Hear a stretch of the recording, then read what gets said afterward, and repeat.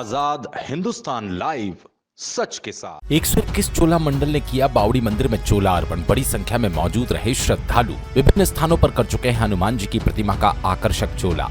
सरावत बेड़िया के संकट मोचन हनुमान मंडल द्वारा 121 चोलों का संकल्प किया। संकल्प के अंतर्गत नगर के मंदिरों में भी हनुमान जी की प्रतिमा का आकर्षक चोला श्रृंगार कर भजन की प्रस्तुति दी। रात 4 बजे से मंदिर में मौजूद बड़ी संख्या में युवाओं की मौजूदगी के बीच धार्मिक वातावरण में चोला श्रृंगार हुआ।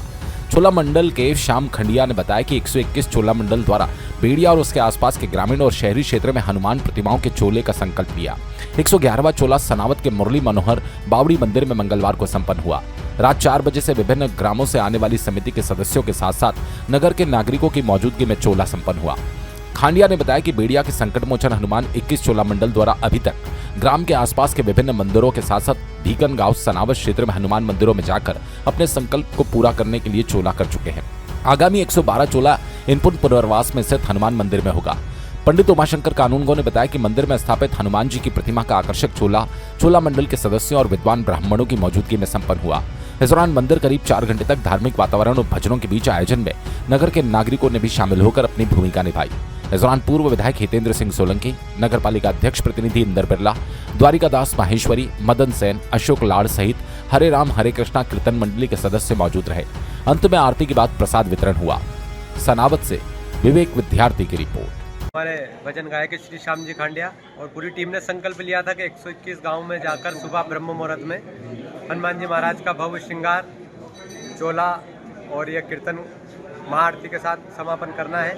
लगभग टीम में 200-250 युवा जिसमें बच्चे भी शामिल हैं और आसपास के 40-50 गांव के लोग धीरे धीरे जब कीर्तन हमारा चोला हुआ गांव ये संकल्प कैसे लिया, मतलब ये योजना कैसे बनी? आप संकल्प जो श्याम जी हैं इनका पहला संकल्प था, 9 साल की उम्र में इन्होंने लिया था 121 हनुमान मंदिर में आरती करना। उसके बाद 121 खाटू श्याम जी के निःशुल्क कीर्तन करना।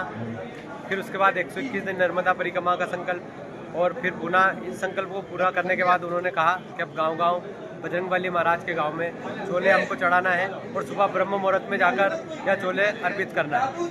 नवंबर 2024 में इस संकल्प की शुरुआत हुई थी, तो निरंतर 1 से लेकर आज 111 चोला सनावत के इस राधा कृष्ण मंदिर में भव्य आनंद के साथ पूर्ण हुआ और 121 चोले पूर्ण होने के बाद बेड़िया नगर में एक 121 कुंडी महायज्ञ का आयोजन होगा, जिसमें आसपास नर्मदा तट के साधु संतों का ब्राह्मण भोज और छोटे छोटे बच्चों को महायज्ञ पर बिठाया जाएगा। और निस्वार्थ भाव से हमारा क्षेत्र, हमारा निमाड़, हमारा प्रदेश और ये देश सुखी संपन्न रहे और परम वैभव को छुए और हिंदुत्व की ध्वज पताका जो हिंदू राष्ट्र का संकल्प चल रहा है संतों के मन में, वो पूर्ण हो, इस भाव को लेकर गांव-गांव जाकर। ये आपके मन में कब से आया? ये हमारे श्याम जी का संकल्प था। अब ये बताएंगे इनके मन में कब से था। आपका परिचय दे दो पहले। श्याम कुमार खंडिया, बेड़िया शुरू खाटू श्याम जी महाराज भजन संध्या करते आनंद लेते रहे।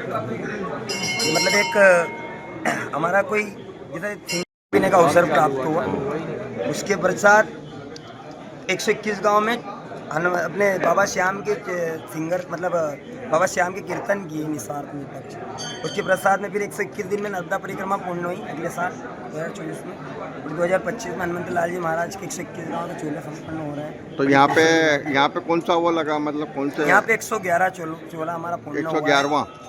और आज बड़ी खुशी की बात ये है हमारे लिए कि हर बार ऐसा हुआ कि 80 गाँव 85 गाँव, लेकिन इस बार 100+ गांव के हमारी पूरी अपडेटें हैं। बिल्कुल बेकन गाँव से पधारे पिंटू जी, बहुत दूर दूर से पधारे हैं, अलग अलग जगह से सब पधारे। ये सबसे बड़ा सौभाग्य। इसके बाद अब कहाँ पे? इसके बाद में हमने इनपुट भोगांव में लिया है पास में। बस 112 वाला चोला वहाँ पे पूर्ण होगा, तो आप सभी पधारिएगा। बिल्कुल 1 महीने में 10 से 11 चोला होते हैं। अमावस्या